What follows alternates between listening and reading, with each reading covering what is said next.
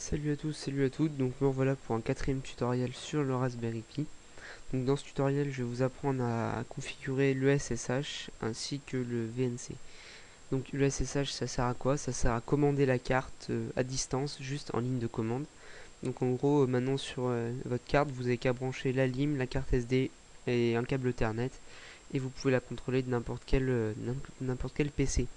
Donc à distance en ligne de commande. Et le VNC c'est la même chose sauf qu'en plus on a l'interface graphique, donc le bureau, sur un autre ordi. C'est ce qui me permet de faire les screens vidéo et de ne pas monopoliser un écran en plus. Donc on va commencer. Donc tout d'abord, pour pouvoir installer, pour pouvoir configurer le SSH, il faut passer en route. Donc sudo bash, entrée. Donc faire attention à tout ce que vous faites parce que vous avez contrôle sur tout. Et si vous supprimez des fichiers qu'il ne faut pas, il faudra réinstaller la carte. Donc, pour configurer le SSH, vous tapez ssh-keygen-t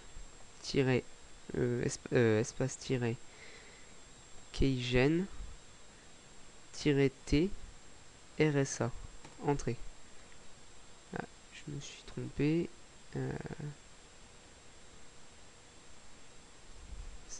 Ah non, c'est sans espace ici. Voilà. Donc il est en train de générer tout ce qu'il faut pour la connexion. Donc voilà, il me demande si je veux bien enregistrer à cet endroit-là, donc oui. Il me demande d'entrer une passe-phrase, donc moi j'en mets pas, donc entrée. J'en mets pas non plus, donc ça c'est pour confirmer la passe-phrase, donc j'en ai pas, voilà.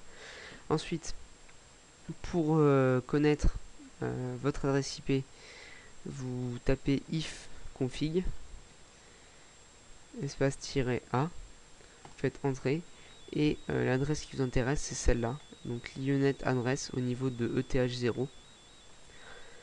Donc vous l'enregistrez et pour l'instant, et je vous expliquerai après comment vous y connecter grâce à un petit logiciel bien pratique. Donc vous sortez du root, donc en tapant exit. Moi je vais, voilà, pour qu'on puisse mieux voir, je vais tout enlever. Donc pour le SSH, pour configurer le VNC, pardon. Donc pour configurer, il faut installer un petit logiciel qui s'appelle TightVNC Server. Donc pour l'installer, c'est sudo apt-get install. Donc c'est ce qui permet de récupérer les paquets et de les installer sur les serveurs dédiés. Donc TIGHT VNC server. Entrée. Donc voilà, il est en train de l'installer. Je l'installe en même temps que vous. Donc ça va nous permettre d'avoir le bureau de la carte sur un ordinateur à distance. Donc pour prendre le contrôle à distance. Donc il va peut-être nous demander un moment l'autorisation de continuer. Donc pour l'autorisation de continuer, vous cliquez sur oui. Enfin vous tapez Y et entrée pour pouvoir finir de l'installer. Donc pendant que ça finit de s'installer, je vais mettre la vidéo en pause pour pas que ce soit trop long. Donc me revoilà, donc le logiciel finit de s'installer, donc il m'a pas demandé de confirmation ou quoi que ce soit. Donc là maintenant il va falloir qu'on configure la connexion. Donc pour configurer la connexion vous tapez TIGHT, donc un petit raccourci, c'est vous appuyez sur tabulation et la commande va se compléter toute seule. Donc là ça va rajouter VNC et nous c'est TightVNC Server, donc on appuie sur S et donc il y est, entrée. Donc on nous demande un mot de passe pour pouvoir se connecter, pour pas que n'importe qui se connecte sur votre bureau. Donc vous mettez le mot de passe que vous voulez, hop, il vous demande de le vérifier. Je me suis trompé. Voilà. Donc on nous demande si on veut voir notre mot de passe, donc on a non. Voilà, donc là c'est configuré. Donc maintenant pour y avoir accès par contre, il faut faire une petite modification. Donc faut créer le lien. Donc pour ça faut taper VNC serveur. Donc espace 2.1. Donc la première connexion. Géométrie. Donc ça c'est la résolution de l'écran que vous allez avoir. Moi je le mets en 1366. Donc par donc le X 768. Et ensuite le DEP, donc DEPTH. et on faut le mettre à 24. Et là, vous appuyez sur Entrée. Donc voilà. Donc ça va vous lancer le serveur. Donc moi, il était déjà lancé. C'est pour ça qu'il bloque. Donc maintenant, je vais vous expliquer comment vous connecter au serveur SSH d'abord et ensuite VNC. Donc pour l'instant, on tape voilà, exit, j'arrête le serveur. Donc pour vous connecter en SSH, il vous faut un petit logiciel sous Windows qui s'appelle PuTTY. Donc je mettrai le lien dans la description.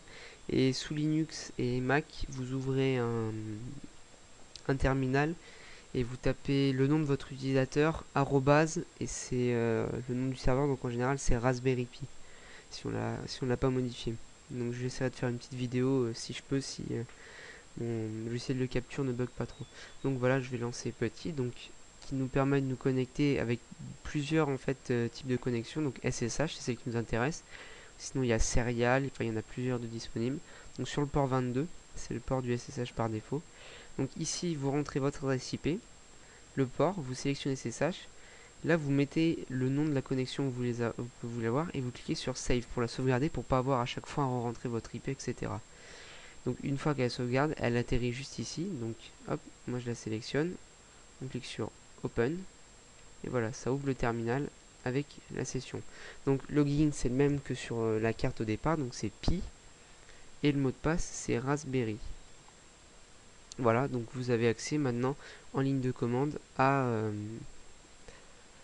comment ça s'appelle, à votre carte directement d'un ordinateur sous Windows ou Linux. Donc ensuite, je vais vous montrer le VNC. Donc pour le VNC, par contre, je vais kill le premier serveur. Donc VNC-kill 2.1. Donc pour l'arrêter, celui qu'on a lancé. Parce que sinon il risque de rentrer en conflit avec un autre que j'avais déjà lancé avant. Donc je préfère le relancer. Donc là, il est arrêté. Il est stoppé. Donc on va retaper la commande. Donc VNC serveur. Donc 2.1 géométrie. Donc la résolution que vous voulez. Donc 300. Hop. Là, voilà ma résolution que j'utilise. DEPTH 24. Entrée. Donc voilà. Il me dit qu'il est déjà lancé. Bon. Pour ensuite se connecter, donc vous avez deux choix, c'est VNC serveur, donc qui est payant, et Tide VNC Viewer, donc qui est gratuit. Je vous mettrai le lien dans la description. Donc vous le lancez, vous avez voilà une interface comme ça avec votre IP là et 2.1, c'est très important pour pouvoir vous connecter. Et ensuite vous cliquez sur Connect. Donc là il va vous demander le mot de passe configuré auparavant. Donc voilà, je le lance. Et comme vous pouvez voir, vous avez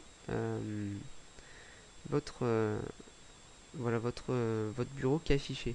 Donc j'ai dû me tromper moi dans la configuration parce que d'habitude mon écran est un peu plus grand. Mais bon, ça c'est juste une question de résolution. Donc maintenant voilà, vous pouvez commander votre carte vraiment à distance, juste grâce à ça. Donc voilà, quatrième tutoriel fini. Dans le prochain, on verra l'installation de ce qu'il faut pour commencer à programmer. Donc installer la machine virtuelle Java et tout un tas d'autres choses, des petits logiciels en plus qui peuvent être bien utiles pour programmer.